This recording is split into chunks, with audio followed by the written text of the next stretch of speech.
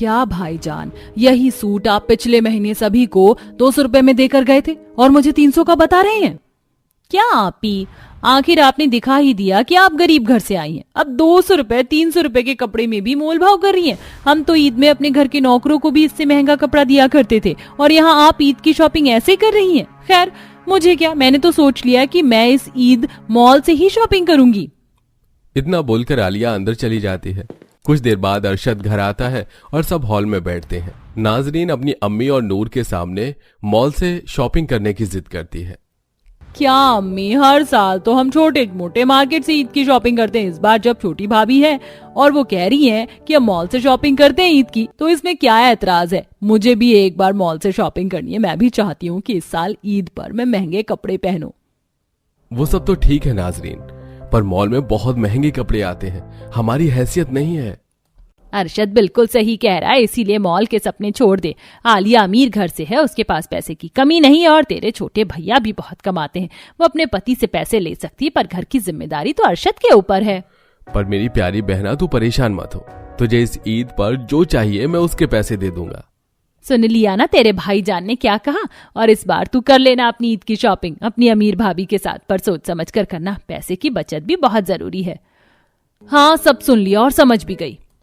अपनी माँ और भाई की बातें सुनकर नाजरीन उदास हो जाती है, जिसके बाद वो अपने कमरे से जाकर नूर कुछ पैसे लेकर आती है और अपनी सास को देते हुए कहती है, अम्मी जान, नाजरीन का बहुत मन है मॉल से शॉपिंग करने का और वो अपनी छोटी भाभी से पैसे मांगे, अच्छा नहीं लगेगा। और मेरे पास तो निकाह के कपड़े रखे हैं और ससुराल में ये मेरी अपनी देवरानी के साथ पहली ईद है, तो मैं नहीं चाहती कि मेरी वजह से मेरी नंद की ईद खराब जाए। अगर वो चाहती है कि मॉल से शॉपिंग करे तो उसे करने दीजिए। नूर के कहने पर वो पैसे लेकर मुमताज अपनी बेटी के पास जाती है और उसे दे देती है। अब अगले दिन चारों सास, बहू और नंद शॉपिंग करने के लिए जाते हैं। जहां अपनी नंद के साथ आलिया मॉल में जाती है, तो वहीं नूर मुमताज के साथ लोकल मार्केट में शॉपिंग करने लगती है। भाभी जान, हम उस वाली दुकान में चलते, देखो ना वहाँ कितने अच्छे अच्छे डमी पर अफगानी सूट, पाकिस्तानी सूट लगे। हमने तो सोच लिया कि इस बार हम शरारा ही पहनेंगे। हाँ क्यों नहीं, तुम अपने लिए शरारा लेना और हम अपने लिए गरारा लेंगे। पर कितना अच्छा होता अगर अम्मी जान भी हमारी तरह मॉल से शॉपिंग करती ईद की, पर वो तो अपनी प्यारी गरीब बहू के साथ लोकल मार्केट में शॉपिंग कर रही हैं। एक काम करते हैं, हम दोनों शॉपिंग करके नीचे चलते हैं और बाकी की ईद की बची हुई शॉपिंग अम्मी जान के साथ करेंगे और उन्हें मनाएंगे कि वो हमारी तरह बड़े बड़े शोरूम से शॉपिंग करें, ना कि लोकल मार्केट से। इतना बोलकर दोनों नंद भाभी एक ब्रांडेड दुकान में जाती हैं और वहां से अपने लिए शरारा और गरारा देखती हैं। भाभी, मैं तो ये ले रही हूँ, 5,000 रुपए का शरारा, बहुत प्यारा है ये।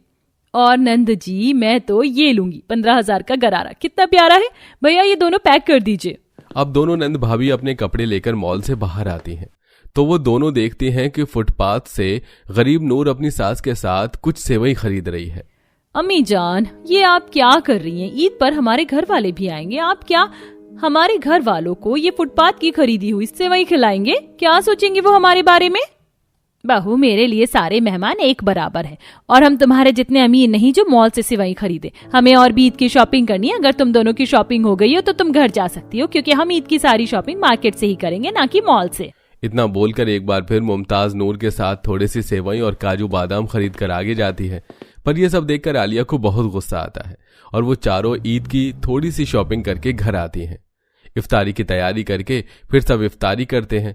उसके बाद नमाज पढ़कर अपने अपने कमरे में आराम करने जाते हैं, जहां आलिया अपने पति से कहती है, अल्लाह मियाँ, हम आपको क्या बताएं हमजा, अम्मी जान तो हमारी सुनती नहीं है। उन्होंने फुटपाथ से ईद की शॉपिंग करी है, बस इसीलिए हमने उनके साथ आगे की शॉपिंग करनी जरूरी नहीं समझी। आप कल अम्मी जान को कुछ पैसे दे दीजिएगा और उनसे कहें कि अगर उन्हें हमारे साथ ईद की शॉपिंग करनी है तो बड़ी दुकानों में ही जाकर करें। आलिया भी सैलरी नहीं आई है और मेरे पास थोड़ी सी ही सेविंग बची है, तो अम्मी का कहना मान लो, फिजूल खर्ची करना सही नहीं है। क्या अल्लाह, आपसे तो बात करके हमने गलती करी। आपकी जो सेविंग रखी है वो आप हमें दीजिए। हमने भी शादी से पहले कुछ पैसे के जोड़ के रखे थे। हम नहीं चाहते कि ससुराल में इस पहली ईद पर हमारी इंसल्ट हो, इसलिए हम सारी शॉपिंग मॉल से ही करेंगे और सब कुछ अच्छा अच्छा और महंगा लेंगे। इस तरह आलिया अपने पति से उसकी सारी सेविंग्स ले लेती है और अपनी भी सारी सेविंग्स निकाल कर अपनी नंद के साथ अगले दिन मॉल जाती है। भाभी जान, ये शोरूम कितना अच्छा है, यहाँ तो हर तरह की सैंडल रखे हैं। मुझे तो समझ ही नहीं आ रहा कि मैं कौन सी वाली सैंडल लूं। इसमें सोचने समझने की क्या बात है, हम है ना, हम करेंगे आपकी मदद। हम आपकी ड्रेस की मैचिंग की सैंडल और बैग खरीदेंगे और अभी मेकअप भी तो रहता है। और हाँ, पासा जरूर लेना, आपके ऊपर पासा बहुत अच्छा लगता है। निकाह में देखा था हमने आपको, आप बड़ी अच्छी लग रही थी। इतना बोलकर आलिया अपनी नंद को कुछ सैंडल ट्राई करने को कहती है और 4-5 सैंडल ट्राई करने के बाद आलिया को अपनी नंद के लिए एक सैंडल पसंद आता है, जिसके बाद वो भी अपने लिए शोरूम के सबसे महंगे ब्रांड गुची की सैंडल पसंद करती है जो पूरे 50,000 की थी। जिसके बाद दोनों नंद भाभी गहने लेने के लिए जाती हैं। क्या भाभी जान, आप हमारे लिए सब कुछ लेती जा रही हैं, अपने लिए तो आपने कुछ लिया ही नहीं। और हमें तो अम्मी जान के लिए बुरा लग रहा है, वो किसी भी ईद पर कभी कुछ नहीं लेती। काश कि वो आपकी बात मान लेते। नाजरीन अपनी भाभी जान से बात कर ही रही होती है कि तभी उसकी नजर दुकान के बाहर उसकी बड़ी भाभी और अम्मी पर पड़ती है, जहां नूर फुटपाथ से चप्पल खरीद रही होती है। ये देख नाजरीन अपनी भाभी जान के साथ अपनी अम्मी जान के पास जाती है और ये देख आलिया नूर और मुमताज से कहती है, क्या अम्मी जान, आप जानती है ना हमारी रेपुटेशन कितनी ज्यादा है। इस मार्केट में हर कोई हमें जानता है। अगर उन्हें पता चला कि हमारी अम्मी जान फुटपाथ से चप्पल खरीद रही हैं तो लोग हमारे बारे में क्या सोचेंगे। और बाजी, आपको तो अम्मी जान को समझाना चाहिए था ना। हम समझ सकते हैं आलिया, पर हम अम्मी जान को क्या ही समझाते। ये अम्मी जान की खुद की मर्जी थी, ना कि हमारी। और तुम अमीर हो, हम नहीं। तुम महंगे सामान खरीद सकती हो पर हम नहीं, इसीलिए हम फुटपाथ से सामान ले रहे हैं। तुम गरीब लोग हमेशा गरीब ही रह जाओगे, बस यही वजह है कि कभी आगे नहीं बढ़ पाए। आलिया भरे बाजार में अपनी जेठानी को नीचे दिखाने की कोशिश कर रही होती है कि तभी एक चोर आता है और उसके हाथ से उसका पर्स लेकर भाग जाता है। चोर चोर चोर, अरे कोई पकड़ो उस चोर को। अब हम क्या करें, हमारे सारे पैसे उसी में रखे थे। हमने गहने वाले को अब तक पैसे भी नहीं दिए। आप लोगों को देखा तो बाहर आ गए। हमने तो उनसे 50,000 का सामान भी खरीद लिया। अब हम ईद पर क्या पहनेंगी। अभी तो हमें ईद की बहुत सारी शॉपिंग भी करनी थी। कोई बात नहीं आलिया, तुम परेशान मत हो। तुम्हारा रोजा है, तबीयत खराब हो जाएगी। हमारे पास हैं 5,000 रुपए। पर भाभी 5,000 से क्या होगा। कोई बात नहीं, 5,000 हमारे पास हैं, बाकी पैसे हम अरशद से मांग लेंगे। पर हमारे होते हुए हमारी देवरानी की बेइज्जती नहीं होगी। तुम बस हिम्मत रखना, हम अभी अरशद को फोन करके यहाँ बुलाते हैं। अब नूर अपने लिए कुछ न खरीद कर अरशद को कुछ पैसे लेकर वहां बुलाती है और अरशद सुनार वाले को उसके पैसे देता है और वो लोग गहने लेकर घर आते हैं। ये सब देखकर आलिया अंदर ही अंदर घुट रही होती है कि तभी मुमताज आलिया से कहती है, बहू अब समझ आया, हर जगह शो ऑफ करना जरूरी नहीं है। तू अमीर है, वो तेरे चाल ढाल से समझ आता है। पर अगर तुम मार्केट में खुद को अमीर और अपनी जेठानी को गरीब दिखाने के चक्कर में ना लगी होती तो आज ये हादसा ना होता। अम्मी जान, रहने दीजिए ना, आप ऐसी बातें करके क्यों आलिया का दिल दुखा रही हैं। और आलिया, तुम रोना बंद करो, रोने से रोजा मकरू हो जाता है। कहने दीजिए बाजी, अम्मी जान को सही तो कह रही हैं वो। हमें माफ कर दीजिए, ये सब कुछ हमारी गलती की ही वजह से हुआ है। आलिया को अपनी गलती का एहसास होता है और वो अपनी गरीब जेठानी से माफी मांगती है और सब बैठकर इफ्तार करते हैं और अगले दिन खुद अपनी जेठानी के साथ शॉपिंग करने जाती है, जहां वो अपनी जेठानी के साथ बाकी का सस्ता सामान लेती है। नहीं भाईजान, आप इस पर्स का दाम ज्यादा बता रहे हैं, मैं तो 250 रुपए में ही लूंगी। क्यों बाजी? हाँ भाई, मेरी देवरानी सही कह रही है, इतने में ही दो, एक मैं भी लूंगी। अरे ठीक है बहन जी, ये लो। अब रोजे की हालत में क्या आपसे बहस करूं, ये लीजिए आप दोनों का बैग। बाजी, हमारी ड्रेस, सैंडल और ज्वेलरी की तो शॉपिंग हो गई थी और बैग की भी हो गई। अब मेकअप बचा है, उसके लिए कोई दुकान बताओ आप। हाँ चलो, आगे ही है, सस्ता और अच्छा मेकअप मिलता है वहाँ। इस तरह दोनों देवरानी जेठानी मेकअप की दुकान पर जाती हैं और मेकअप लेती हैं और उसके बाद बाजार से ही बेसन, छोले, मेवे लेकर अपनी ईद की शॉपिंग पूरी करती हैं। अब 2 दिन बाद ईद थी, जहां ईद वाले दिन पूरा परिवार नए कपड़े पहनकर एक दूसरे को सेवई खिलाते हैं और गले लगाकर ईद मनाते हैं। और इस तरह अमीर गरीब देवरानी जेठानी एक साथ हंसी खुशी अपनी पहली ईद ससुराल में मनाते हैं। थक गई मैं तो। आम का अचार सूख रहा है, मूली का भी है, गाजर का, शलजम का, नींबू का और अदरक लहसुन का अचार भी सूख रहा है। अब गोभी का अचार और करेले का इनके बाद सुखाऊंगी। अच्छा है जो अभी मिर्ची का अचार खत्म नहीं हुआ, वही मुझे सबसे ज्यादा मुश्किल लगता है बनाने में।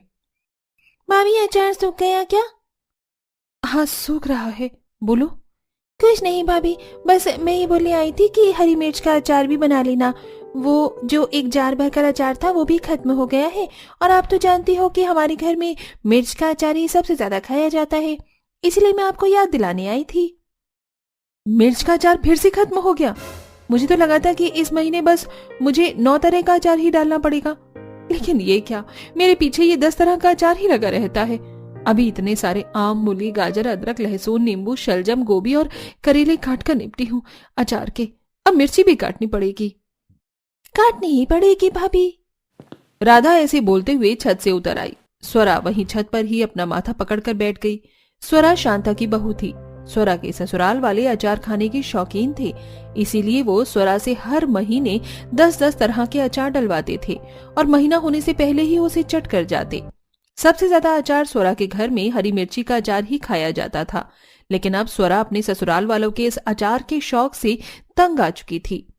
इंसान है या हैवान, कितना अचार ही अचार खाते हैं। वैसे इन लोगों को क्या भारी है अचार खाना, कभी खुद बनाए तो लगेगा भी। अब फिर से मिर्ची के अचार का जार खाली कर दिया। अब मुझे फिर से इनके पेट भरने को मिर्ची का अचार डालना पड़ेगा। स्वरा ऐसे बोलते हुए छत से नीचे आने लगी। अभी वो नीचे बस आई ही थी कि तभी उसका एक औरत ने हाथ पकड़ लिया। शांता, ये है तेरी बहू जिसने अचार बनाया था। हाँ, यही है बहू मेरी। बहू, ये मेरी सहेली है। बहू, बहुत ही अच्छा अचार डाला हुआ है तूने। सच में खाकर मजा ही आ गया। ऐसा अचार कभी कभी खाने को मिल पाता है। अच्छा, सच में। ये ले, इतना स्वादिष्ट अचार बनाने का तोहफा। अरे पर रख ले बहू, मैं भी तो तेरी सासू माँ के समान ही हूँ। अच्छा, चलती हूँ मैं अब। शांता, ठीक है? शांता की सहेली ऐसे बोलती हुई चली गई। शांता की सहेली की बात सुनकर स्वरा का मूड सही हो गया। मेरा अचार इन्हें इतना ज्यादा पसंद आया। वैसे मैं बेवजह ही गुस्सा कर रही थी। घर में बहुएं अचार वगैरह तो बनाती ही हैं, और जब मेरे घर वालों को अचार खाना पसंद है तो फिर मुझे उसे बनाने में कोई परेशानी नहीं होनी चाहिए। स्वरा ऐसे ही सोचती हुई रसोई में चली गई और फिर वो मिर्च का अचार बनाने की तैयारी करने लगी। लेकिन जैसे ही उसने मिर्ची को धोकर काटना शुरू किया, हे भगवान, मेरे हाथों में तो मिर्ची लग गई। मेरे घर वालों को कुछ भी दिखाई नहीं देता है। कितनी सारी मिर्ची का अचार ये मुझसे अकेले ही बनवाते हैं। स्वरा मिर्ची का अचार बनाते हुए गुस्सा करने लगी। कभी उसके हाथों में मिर्ची लग जाती तो कभी उसके हाथ में चाकू लग जाता, लेकिन कोई उसकी अचार बनवाने में मदद नहीं कर रहा था। मिर्ची लगी रे, कितना तेज अचार है। भगवान, मेरे तो हाथों की बैंड बज गई। बेचारी स्वरा ने किसी तरह अचार डाला। इसे बनाते वक्त उसका मूड पूरी तरह से खराब हो चुका था और साथ ही उसे बहुत ही गुस्सा भी आ रहा था, लेकिन वो बस उस सब को पी गई और 9 अचार होने के बावजूद उसे 10वां मिर्ची का अचार बनाना पड़ा। अचार बनाने के बाद स्वरा भी अचार के डब्बों को धूप लगाती थी। आज भी वो अचार को धूप लगाने ही छत पर आई थी कि तभी उसका ससुर उसके पास आया। स्वरा बहू, क्या कर रही है? कुछ नहीं बाबा, बस अचार के डब्बों को धूप लगाने आई थी। अच्छा बहू, जरा नीचे सभी तरह का थोड़ा थोड़ा अचार निकाल कर लिया। मेरे दोस्त आए हैं तो उनका मन है तेरे हाथों का अचार खाने का, और वैसे भी अपने घर में 10 तरह का अचार बना है, और तो वो सब परोस देना। आनंद स्वरा से ऐसे बोलकर चला गया। उसके जाने के बाद स्वरा ने भी अचार निकाल दिया और वो 10 तरह का अचार प्यालियों में करके नीचे ले गई। लो, आ गई मेरी बहू अचार लेकर। बहू, यहीं रख दे। जी बाबा। स्वरा अपना बनाया हुआ 10 तरह का अचार अपने ससुर और उसके दोस्तों के आगे रखाई। अचार खाने के बाद उसके ससुर के दोस्त बोले, आनंद, तू जितनी तारीफ कर रहा था ये अचार उतना तो स्वादिष्ट वैसे है नहीं, और सच बताऊं तो मुझे इसके अंदर से कच्चे तेल की भी हीक आ रही है। क्या ससुर जी के दोस्तों को मेरा बनाया हुआ अचार अच्छा नहीं लगा? मैंने इसे कितनी मेहनत से बनाया था, लेकिन इन लोगों को क्या पता, इन्होंने तो बस खाया और कमेंटबाजी कर दी। स्वरा कान लगाकर आनंद के दोस्तों की सारी बातें सुन रही थी। जो भी आनंद के दोस्तों ने बोला, स्वरा ने वो सब कुछ सुना, जिससे कि उसका मूड खराब हो गया। जब आनंद के दोस्त चले गए तब उसने स्वरा को बुलाया। बहू, कैसा अचार बनाया था तूने इस बार? वैसे तो तू हमेशा कितना स्वादिष्ट अचार बनाती है। आज के अचार में से तेल की हीक आ रही थी। मेरे तो किसी भी दोस्त को वो पसंद ही नहीं आया। पसंद नहीं आया तो मैं क्या करूं बाबा, और आपने ही मेरा पागल बनाया हुआ है। अरे अचार कोई मुंह का निवाला थोड़ी है जो बस पेड़ से आम तोड़ा और अचार बन गया। अचार बनाने के लिए उसे काटना पड़ता है, सुखाना भी पड़ता है और फिर मसालों में मिलाकर उसे छत पर कई दिन धूप भी लगाना पड़ता है। लेकिन आप ये सब कहाँ जानो, आपने कभी बनाया हो तो आपको पता चले। बस आपको तो खाना आता है और खाने के बाद बुराई करनी आती है। स्वरा ऐसे ही अपने ससुर पर गुस्सा करती हुई अपने कमरे में चली गई, लेकिन उसकी बातें आनंद को अच्छी नहीं लगी, इसलिए उसने स्वरा की शिकायत शांता से की। कितनी मुंहजोर बहू हो गई है हमारी शांता। मुझसे उसने ऐसे जबान चलाई जैसे कि मैं उसका कुछ लगता ही नहीं हूँ। ऐसा है, ठहरिए, मैं उससे बात करके आती हूँ। शांता ऐसे बोलकर स्वरा के पास गई और उसे डांटने लगी। बहू, तू पहले तो ऐसी नहीं थी। तूने कभी छोटी से छोटी बात का भी हमें पलटकर जवाब नहीं दिया, और आज तूने अपने ससुर जी से इतनी ज्यादा बदतमीजी की। तुझे हो क्या गया है? माँ जी, अचार पूरी तरह तैयार नहीं था तो वो कैसे अच्छा लग सकता है? हाँ तो बहू, तुझे ये बात अपने ससुर जी को ऐसे ही बतानी चाहिए थी, वैसे नहीं जैसे तूने बताया। तू इतनी चिड़चिड़ी क्यों होती जा रही है? शांता की बातें सुनकर स्वरा को एहसास हुआ कि उसने कितना गलत किया था। हाँ माँ जी, सही कहा आपने। मैं बाबा से कुछ ज्यादा ही बुरा बोल गई। उन्हें कितना बुरा लगा होगा। मैं अभी उनसे माफी मांग लेती हूँ। स्वरा ऐसे बोलकर आनंद के पास गई और उसने उनसे माफी मांग ली। आनंद ने भी उसे माफ कर दिया। ऐसे ही फिर कुछ दिन और बीते और अब फिर से अचार खत्म हो चुका था। साथ में मिर्च का अचार भी खत्म हो चुका था। हे भगवान, ये 9 अचार के साथ साथ ही मिर्ची का अचार फिर से खत्म हो गया। सबसे ज्यादा दिक्कत मुझे मिर्ची का अचार बनाने में ही आती है और ये ही सबसे पहले खत्म हो जाता है। अब मैं क्या करूं? स्वरा ऐसे बोल ही रही थी कि तभी पीछे से उसका पति आया और अरे स्वरा, कहाँ हो? लो, मैं अचार बनाने के लिए सामान ले आया हूँ, साथ में मिर्च भी। लाइए दीजिए। हे भगवान, ये कितनी मिर्ची है हिमांशु जी? वो स्वरा, मिर्ची का अचार जल्दी जल्दी में ही खत्म होता रहता है ना, इसलिए मैं एक ही बार 10 किलो मिर्ची लेकर आ गया। अब हमारा 10 किलो मिर्ची का अचार कई महीने चलेगा। हे भगवान। स्वरा ने हिमांशु से मिर्ची ली और वो उन्हें काटने को बैठ गई, लेकिन इतनी मिर्ची अकेले काटना आसान नहीं था, जिसकी वजह से स्वरा फिर से चिड़चिड़ी हो गई। और ये लोग मुझे समझते क्या है? मैं भी इंसान ही हूँ, कोई रोबोट वोबोट थोड़ी हूँ जो ये जैसे चाहे मुझसे वैसे काम करवाते हैं। कितनी सारी मिर्ची है जो अभी मुझे काटनी है। मेरे हाथ। हे भगवान, अभी बाकी के 9 अचारों की भी चीजें काटनी है। स्वरा ऐसे ही मिर्ची को देख देख कर गुस्सा करने लगी। अभी वो इसी तरह से गुस्सा कर ही रही थी कि तभी उसके पीछे से उसकी सास और ननंद भी उसके पास आ गई। माँ जी और राधा, आप दोनों? हाँ बहू, हम दोनों यहाँ तेरी मदद के लिए आए हैं। इतना अचार बनाना आसान नहीं बहू, और अकेले तो बिल्कुल भी नहीं, इसलिए हम भी तेरी मदद करवाएंगे। जब हम सभी खाते हैं मिलकर अचार, तो फिर इसे बनवाने की जिम्मेदारी भी तो हमारी ही है ना। शांता की बात सुनकर स्वरा की आंखों में आंसू से आ गई। शुक्रिया माँ जी और ननंद जी, जो आपने मेरे बारे में सोचा। स्वरा की बात सुनकर शांता और राधा दोनों बस मुस्कुरा दिए। फिर क्या था, शांता और राधा ने मिलकर स्वरा के साथ मिर्ची का अचार बनवाया। अब से हर तरह का अचार वो सभी मिलकर ही बनाती थीं, जिससे कि अब स्वरा भी अपने घर में खुश रहती थी और अब सब कुछ ठीक हो चुका था।